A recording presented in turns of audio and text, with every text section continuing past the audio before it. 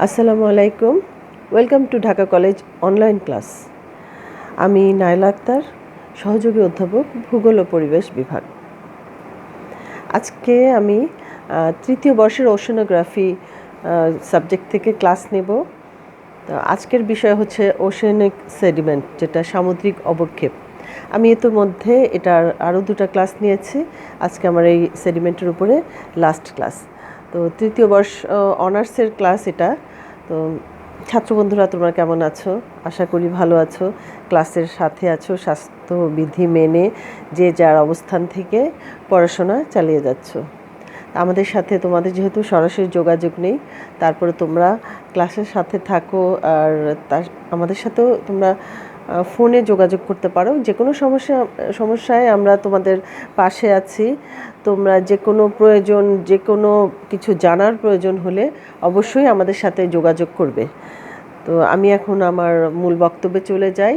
আর তোমরা আশা করি আগের দুটো ক্লাসের সাথে এই ক্লাসটা যদি একসাথে দেখে নাও, তাহলে মোটামুটিভাবে এই সামুদ্রিক অবক্ষেপ সম্পর্কে তোমাদের যে চ্যাপ্টারটা আছে সেটা মোটামুটি ক্লিয়ার হয়ে যাবে। তো পরীক্ষার জন্য তোমরা এভাবে প্রস্তুতি নিতে পারবা। এটার উপরে যদি প্রশ্ন থাকে, আমি তো পুরোটুক পড়িয়ে দিচ্ছি। এখান থেকে তোমাদের প্রশ্ন যে কোনোভাবেই আসতে পারে। তো যেভাবেই আসুক, আমার মনে হয় তোমাদের সমস্যা হবে না, যেই অংশ থেকেই আসুক। তো যেহেতু সবগুলো অংশ আমি কভার করে দিচ্ছি, তোমরা এটার উপরে সহজেই অ্যান্সার করতে পারবে। তো আমি মূল যে বিষয়টায় যাই, সেটা হলো আমার সামুদ্রিক অবক্ষেপ, যেটা আমি পড়াচ্ছিলাম। তো সামুদ্রিক অবক্ষেপ কি, যেটা মানে সেডিমেন্ট বা তলানি, যে সমুদ্রের তলদেশে যেই তলানিটা জমে, তলে যেই পলিটা সঞ্চয়ন ঘটে, সেটাই হচ্ছে তলানি, পলির যে সঞ্চয়। এখন পলি তো নানানভাবে তৈরি হতে পারে, নানানভাবে এটার সঞ্চয় প্রক্রিয়া ঘটতে পারে। তো সেজন্য আমরা আসলে এই বিষয়টাকে আমরা দেখলাম যে কয়েকটা ভাগে ভাগ করা হয়। একটা হলো উৎস, কোন কোন উৎস থেকে এই তলানিটা আসে। আরেকটা হচ্ছে প্রকৃতি। আমি উৎপত্তি, এর আগে তো উৎস পড়িয়েছি, উৎপত্তি পড়িয়েছে। এই যে উৎস, কোন কোন উৎস থেকে তলানিটা আসে, এবং এই তলানির উৎসের পরে যেটা আসে সেটা হচ্ছে অবক্ষেপের শ্রেণীবিভাগটাকে করা হয়েছে দুই ভাগে। একটা হচ্ছে উৎপত্তি অনুসারে, যে কি ধরনের তলানি সঞ্চিত হয়, আরেকটা হচ্ছে অবস্থান অনুসারে। তো আজকে আমি তোমাদেরকে অবস্থান অনুসারে যে তলানির শ্রেণীবিভাগটা করা হয়েছে সেটা সম্পর্কে আলোচনা করব। আমি তোমাদেরকে পরবর্তীতে একটা ম্যাপে বোঝানোর চেষ্টা করব, একটু কালার টালার করে রেখেছি যতটুকু বোঝানো যায়। তো এই অবস্থান বলতে কি বোঝাচ্ছে? অবস্থান, ধরো এই যে কন্টিনেন্টগুলো, এটা উত্তর আমেরিকা, দক্ষিণ আমেরিকা বা এশিয়া, ইউরোপ, আফ্রিকা এবং অস্ট্রেলিয়া, এই যে ল্যান্ড বা স্থলভাগ, এই স্থলভাগ থেকে সমুদ্রের দূরত্ব, অবস্থান, সেটা অনুসারে কিন্তু অবক্ষেপের শ্রেণী বিভাগটা করা হয়েছে, যে অবস্থান অনুসারে শ্রেণী বিভাগটা করা হয়েছে। তো এই অবস্থান অনুসারে সামুদ্রিক অবক্ষেপকে দুইটি ভাগে ভাগ করা হয়েছে। একটা হচ্ছে মহীসোপান ও মহীঢালের সঞ্চয়, আরেকটা হচ্ছে সমুদ্রের গভীরতম অংশ ও সমুদ্রখাত। এখন একটু দেখো, আমি যদি একটু এখানে চিত্র অঙ্কন করি, ধরো এটা হচ্ছে ল্যান্ডমাস বা ভূমি, ঠিক আছে? এখন এটা যদি পানি হয়, যে লেভেলটা পানি হয়, আমরা জানি ভূমির যে শেষ অংশটুক সেটাই হচ্ছে মহীসোপান, যেখানে একটা মহাদেশের শেষ অংশের যে অংশটুকু সমুদ্রের পানির নিচে ডুবে থাকে সেটা হচ্ছে মহীসোপান। তো সেটা হচ্ছে ধরো এই অংশটুক মহীসোপান, তাই না? এই যে এইটুক পর্যন্ত পানি আসছে, এই যে ডুবে আসে, তারপরে এই মহীসোপানের যে অংশটা নিচে খাড়া ঢাল হয়ে নেমে গেছে সেটা হচ্ছে মহীঢাল, এবং মহীঢাল আর মহীসোপানের এই অংশটাই হচ্ছে গিয়ে একটা মহাদেশের শেষ অংশ। এখন এখানে যে ভাগ করা হয়েছে মহীসোপান ও মহীঢালের সঞ্চয়, এটাকে বলা হচ্ছে অগভীর সমুদ্রের, মানে অগভীর ঠিক বলবো না, পৃথিবীর যে স্থলভাগের নিকটতম অংশে একটা আচ্ছা, আরেকটা হচ্ছে গভীরতম অংশ, মানে অনেক দূরে, এর পরের যে অংশটা এটা হচ্ছে। তো এই অগভীর অংশটা হচ্ছে মহীসোপান ও মহীঢালের সঞ্চয়। এখন দেখো, এই মহীসোপান আর মহীঢালের সঞ্চয়টাকে তিনটে ভাগে ভাগ করা হয়েছে: তটদেশীয় অঞ্চল, অগভীর সমুদ্র অঞ্চল, গভীর সমুদ্র অঞ্চল। এখন অগভীর কিন্তু এই সম্পূর্ণটুকুই হলো অগভীর অংশ। তো আর বাকিটুকু যেটা যে মহীঢালের অংশ, মহীসোপানের অংশটাকে দুইটা ভাগে ভাগ করা হয়েছে, যেটা তটদেশীয়। তটদেশীয় অঞ্চল কোন অংশটুকুকে বলা হয়? জোয়ারের পানি যখন বৃদ্ধি পায় সমুদ্রের তটদেশীয় অঞ্চলে বা উপকূলে যতদূর পর্যন্ত জোয়ারের পানি প্রবাহিত হয়ে আসে সেই অঞ্চলটুকুকে বলা হয় তটদেশীয় অঞ্চল। তো জোয়ারের পানি আসছে এবং নেমে যাচ্ছে, জোয়ারের পানি ম্যাক্সিমাম যতটুকু আসছে এবং যতটুকু নেমে যাচ্ছে সেই অংশটুকুকে বলা হচ্ছে তটদেশীয় অঞ্চল, এবং এই সম্পূর্ণটুকুই তো অগভীর। এইটুক হচ্ছে তটদেশীয় অঞ্চল। এইটুকের মধ্যে জোয়ারের পানি ওঠানামা করে, এত দূর পর্যন্ত আসে আবার এতটুকু পর্যন্ত নামে। তারপরে যে অংশটুক, মহীসোপানের যে অংশটুক, সেই অংশটুককে বলা হচ্ছে অগভীর সমুদ্র অংশ। অগভীর কারণ এটা তো আসলে গভীরতা কম, তারপরে তো গভীরতা, কারণ আমরা জানি যে মহীসোপানের ঢাল মাত্র 1 ডিগ্রি থেকে 2 ডিগ্রি পর্যন্ত থাকে, স্লোপটা, ঢালটা। তো এই অগভীর অংশ, এই যে তটদেশীয় এবং অগভীর অংশের সমুদ্রের যে সঞ্চয়টা, এখানে অজৈব পদার্থের সঞ্চয়টা বেশি। এখানে নুড়ি, বালি, এইসব কাদা, পলি, এই জিনিসগুলোর সঞ্চয় এখানে বেশি হয়। কাদা কম, বালি, পলি এবং নুড়ি। বালি, পলি, নুড়ি, বা আরেকটু ভাবে স্পেসিফিক বলি, পলি, বালি এবং নুড়ি। কিসের জন্য? পলি তো একদম সূক্ষ্ম হয়, বালি একটু মোটা দানাযুক্ত হয়, আর নুড়ি তো ছোট ছোট অংশ।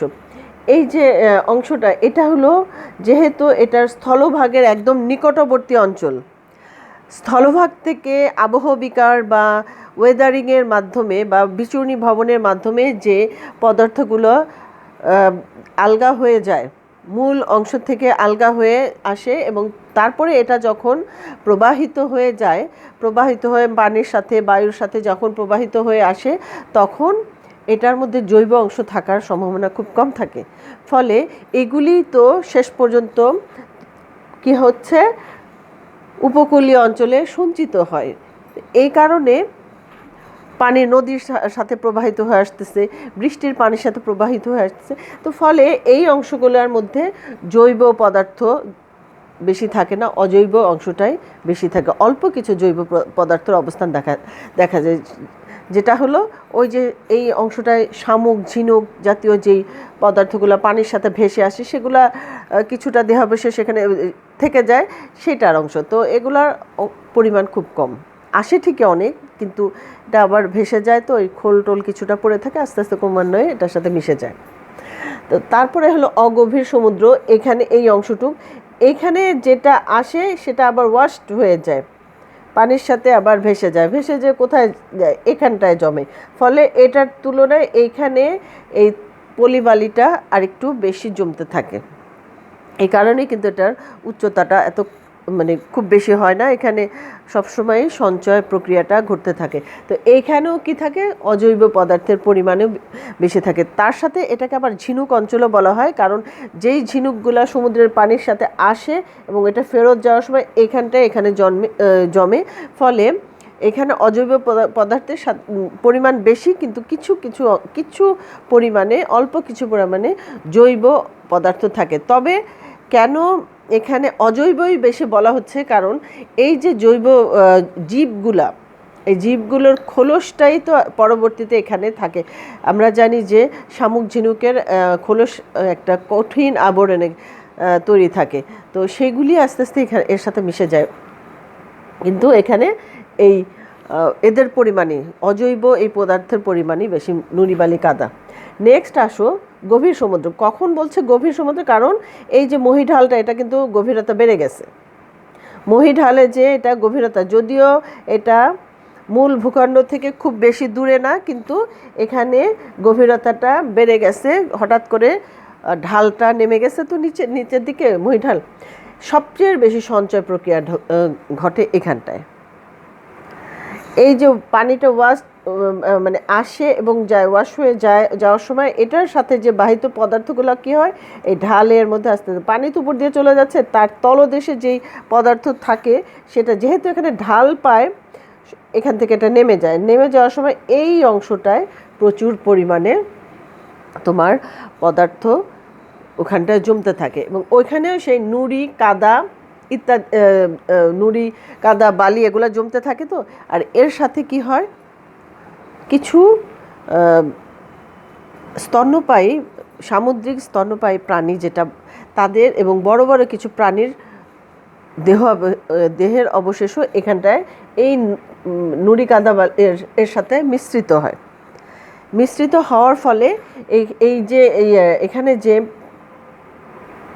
সঞ্চয়টা ঘটে, অজৈব পদার্থের যে সঞ্চয়টা ঘটে, তার সাথে কিছুটা জীবের, বড় বড় জীবের যে অংশটা এর সাথে মিশ্রিত হয়। মিশ্রিত হওয়ার ফলে এখানে একটা থকথকে কাদা ধরনের একটা পদার্থের সৃষ্টি হয় এবং এখানে একটা রাসায়নিক বিক্রিয়া ঘটে এবং এই যে বিক্রিয়া এবং এই ঘটনার ফলে কি হচ্ছে, এখানে লাল, নীল, সবুজ কাদার তৈরি হয়। কারণ এই জিনিসটা কিন্তু একটু উপরের এই অংশের যে বালি নুড়ির একদম, আমরা তো অনেকেই সমুদ্র সৈকতে গিয়েছে, ওখানে বালি তো দেখাই যায় যে একদম শুধু কিচকিচে বালি চিকচিক চিকচিক করতে থাকে সেরকম, কিন্তু এখানে গেলে কিন্তু সেই বালি থাকে না, কাদা থকথকে কাদার মতো হয়ে যায় এটার সাথে, যেহেতু ওই কিছুটা জৈব পদার্থ মিশ্রিত হয়, কিন্তু হয়ে একটা কাদার এবং বিভিন্ন কালার এবং এখানে একটা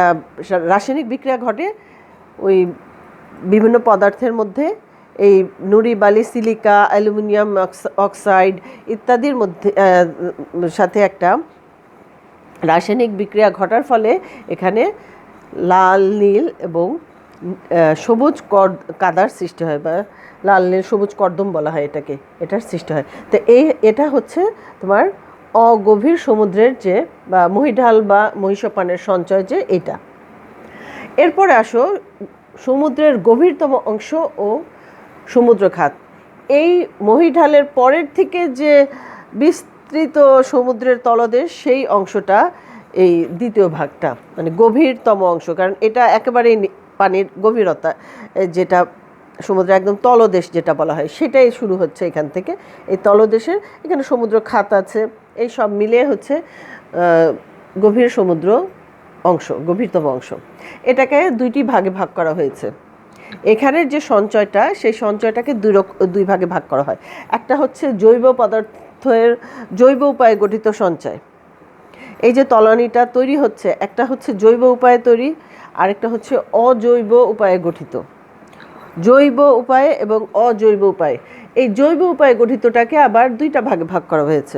একটা হলো চুন জাতীয় পদার্থ দ্বারা গঠিত, আরেকটা হচ্ছে সিলিকা বা বালুময়।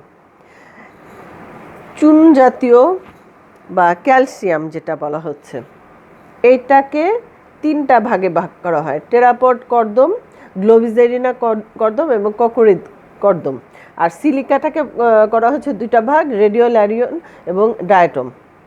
তো চুন জাতীয় যেটা টেরাপড কর্দম, যেটা টেরাপড কর্দমটা কি, এই যে শামুক, ঝিনুক, তারপর শঙ্খ, এই জাতীয় প্রাণীগুলো, সামুদ্রিক প্রাণীগুলো, যেটা একটু এটাকে মোলাস্কাস বলা হয়, যে উপরে শেল থাকে এবং ভিতরে একটা মানে প্রাণীর যে অংশটা ভিতরের মূল অংশটা ভিতরে থাকে। আমরা তো শামুক অনেকে দেখেছি, ঝিনুক দেখেছি, ভিতরে তাদের উপরে একটা শক্ত শেল এবং ভিতরে প্রাণীটা মূল দেহটা থাকে। তো এই জাতীয় প্রাণীর যে উপরের শেলটা, এটা কিন্তু ক্যালসিয়াম কার্বোনেটের তৈরি, ফলে এখানে ক্যালসিয়ামের পরিমাণ অনেক বেশি। তো এই জাতীয় প্রাণীগুলা যখন মৃত্যুবরণ করে, এর যে দেহের অংশটা, এটা আস্তে আস্তে জৈব অংশ, যেটা দেহের অভ্যন্তরের যে কি বলবো, তাদের হার্ড বলো বা এটা অংশটা, আর বাইরের যে শেলটা এটাই আসলে পরবর্তীতে কি হয়, এই সঞ্চিত হতে হতে হতে একটা ক্যালসিয়ামের একটা লেয়ার তৈরি করে, এটাকে বলা হয় টেরাপড কর্দম, টেরাপড বলা হয়। এরপরে হচ্ছে গ্লোবিজেরিনা। গ্লোবিজেরিনা আসলে এগুলি এই সামুদ্রিক যে অনেক ক্ষুদ্র ক্ষুদ্র অতি সূক্ষ্মাতি সূক্ষ্ম অনেক প্রাণী আছে, যেমন বৃহৎ তিমি মাছ আছে, তিমি, হাঙর, ডলফিন, এগুলো তো বিশাল বিশাল। তার সেরকম আবার একদম ক্ষুদ্রাতি ক্ষুদ্র অনেক জীবের বসবাস দেখা যায় এই সমুদ্রের তলদেশে। তো গ্লোবিজেরিনা এটাও এক ধরনের অতি সূক্ষ্ম প্রাণী, গ্লোবিজেরিনা, এবং ফোরামিনিফেরা এবং গ্লোবিজেরিনা এগুলি একদম অতি সূক্ষ্ম যে এই জীবগুলা, এইগুলি হয় কি এগুলার শরীরে কার্বন এবং সিলিকা দুইটারই উপস্থিতি দেখা যায়। বিশেষ করে গ্লোবিজেরিনাতে কার্বনের পরিমাণই বেশি, ক্যালসিয়ামের পরিমাণই বেশি।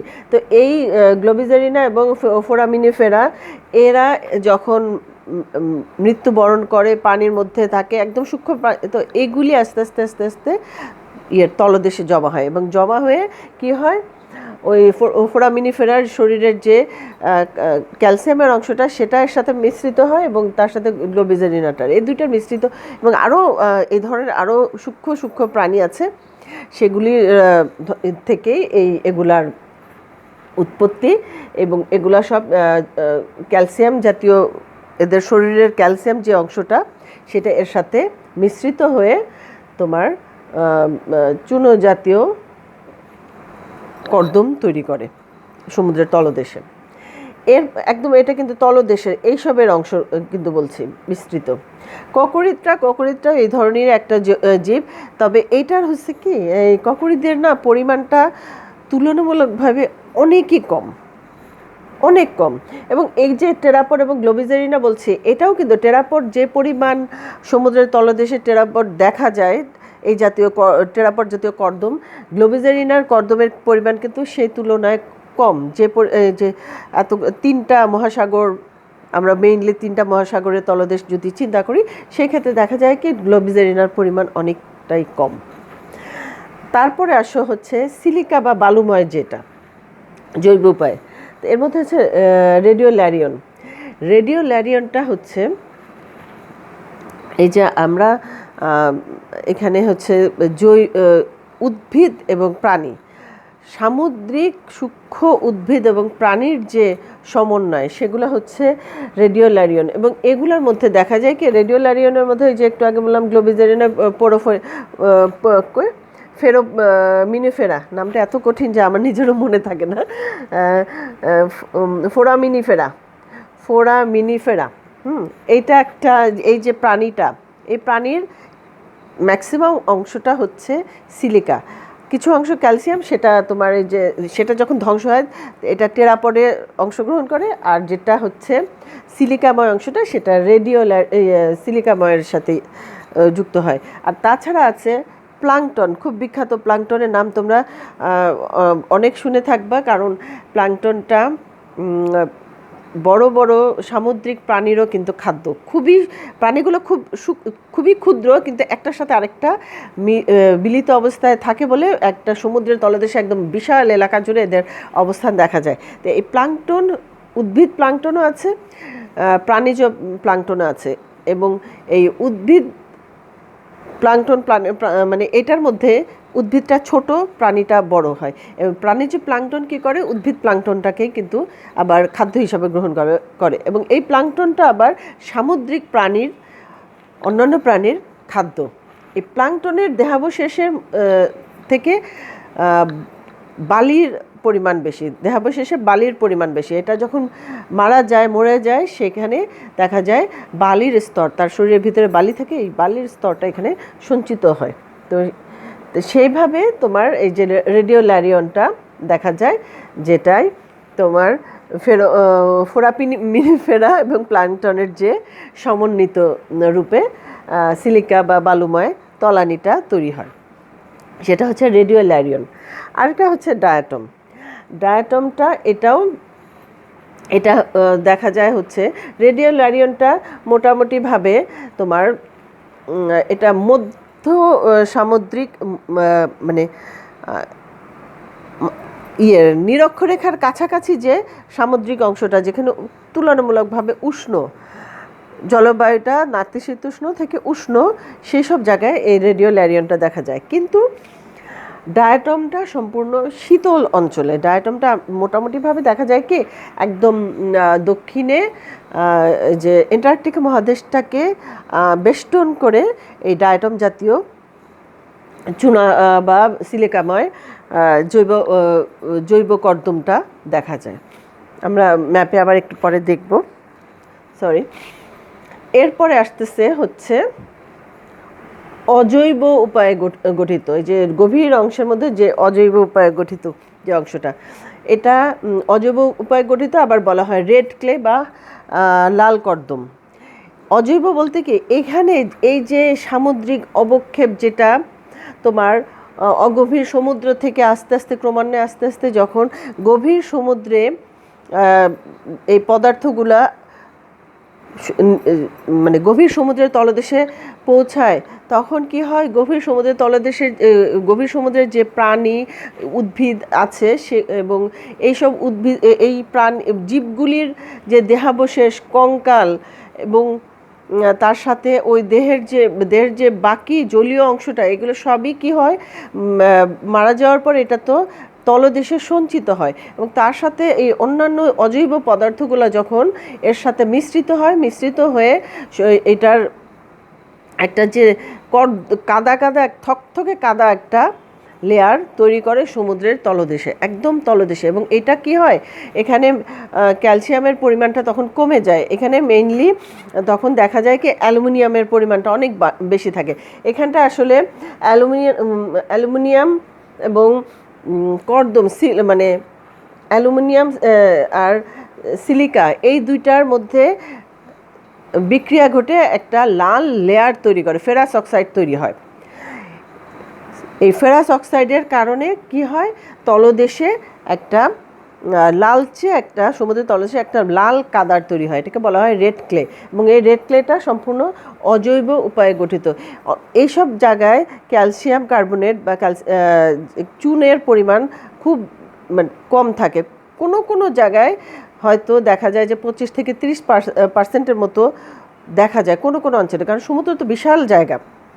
হয়তো যেসব জায়গায় প্রাণীর দেহাবশেষ বা কঙ্কালের পরিমাণটা বেশি, সেখানে এই ক্যালসিয়াম কার্বনেটের পরিমাণটা একটু বেশি দেখা যায়। কিন্তু মেইনলি দেখা যায় যে রেড কর্দমে বা লাল কাদার মধ্যে তোমার অ্যালুমিনিয়ামের পরিমাণটাই বেশি। এবং এখন দেখো আমি পার্সেন্টেজ দিয়ে রাখছি, অ্যালুমিনিয়াম হচ্ছে 85% দেখা যায়, রেড কর্দমের মধ্যে 85%ই থাকে অ্যালুমিনিয়াম। ক্যালসিয়ামের পরিমাণ থাকে মাত্র 2.39, মিনারেলস বা অন্যান্য খনিজ পদার্থের পরিমাণ থাকে দেখা যায় 5.53%। এবং বাকি যেটুকু থাকে, বাকি প্রায় 7%, 5, 2, 7 আর 85 আর 7 তোমার 92%। তো আর আছে তো 7%, বাকি 7%টা দেখা যায় যে অজৈব পদার্থ, সমুদ্রের তলদেশের যে। আর বাকি মানে মেইনলি জৈব পদার্থের পরিমাণই, অজৈব পদার্থের পরিমাণই এতটা 92% প্রায় অজৈব পদার্থ, আর বাকিটা জৈব পদার্থ। তো এই হচ্ছে মহীসোপান মহীঢালের সঞ্চয়, আর এটা হলো সমুদ্রের গভীরতম অংশের বা অগভীর অংশের সঞ্চয় এবং গভীর অংশের সঞ্চয়ের অবস্থান অনুসারে। এখন আমি একটু ম্যাপটা দেখাই, আমি জানি না ম্যাপটা তোমরা কতটুকু বুঝতে পারবা, এর চেয়ে বেশি ভালো করে আমি আসলে দেখানোর করতে পারলাম না। দেখি একটু ট্রাই করে দেখি, একটু কাছে নেই।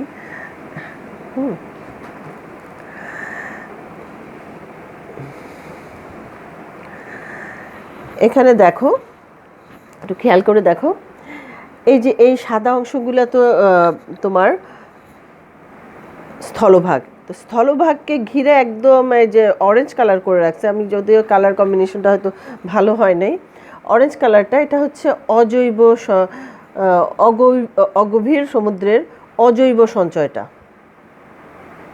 ঠিক আছে, অজৈব সঞ্চয়টা অগভীর সমুদ্রের এই সম্পূর্ণটুকু। এখানের মধ্যে তোমার নদীর দ্বারা হিমবাহ দ্বারা যে সিলট্রেশনটা ঘটে এই সম্পূর্ণটা এইটার অংশটা আর কি, একদম এই উত্তরের এদিকে তো হিমবাহ দ্বারা, তো এই সম্পূর্ণটা এটা।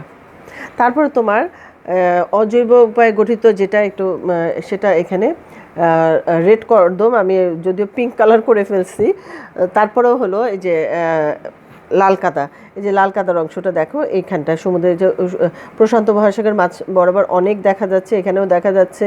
তারপরে এখানে কিছু এগুলো সব রেড কর্দম, লাল কাদার যে অংশটা, গভীর সমুদ্রের লাল কাদার অংশটা। তারপরে তোমার টেরাপড, যেটা টেরাপড কর্দম, টেরাপড কর্দমের যে নীল, এই পুরাটাই হচ্ছে টেরাপড কর্দম, যদিও মাঝে মাঝে অন্য কিছু উপস্থিতি আছে, কিন্তু মোটামুটিভাবে এটাই হলো টেরাপড। তারপরে আসতেছে হলো গ্লোবিজেরিনা। গ্লোবিজেরিনাটা তোমার এই অল্প কিছু, গ্লোবিজেরিনার পরিমাণ কম, যেটা এই আটলান্টিকে কিছু দেখা যায়, প্রশান্ত মহাসাগর, দক্ষিণ প্রশান্ত মহাসাগরে কিছু দেখা যায়, এখানে তোমার কাছাকাছি অংশটা দেখা যায়। তারপরে তোমার দক্ষিণ ভারত মহাসাগরে কিছুটা দেখা যায়। টেরাপডের পরে আসতেছে হচ্ছে রেডিওল্যারিয়ন এবং ডায়াটম, এই সবুজ যে রেডিওল্যারিয়ন, আর এখানে কিছু আছে রেডিওল্যারিয়ন, আর এই যে শীতল অঞ্চলে ডায়াটম।